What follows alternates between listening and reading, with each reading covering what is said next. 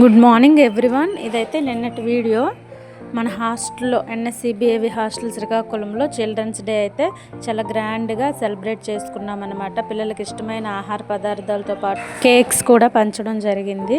ఈ children's day సందర్భంగా పిల్లలకి కొన్ని గేమ్స్ కూడా కండక్ట్ చేయడం జరిగింది. పిల్లలందరూ చాలా ఎంజాయ్ చేశారనమాట.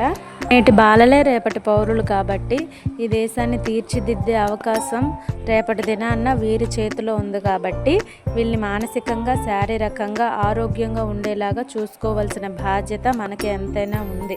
నిన్నటి దినాన్న బాల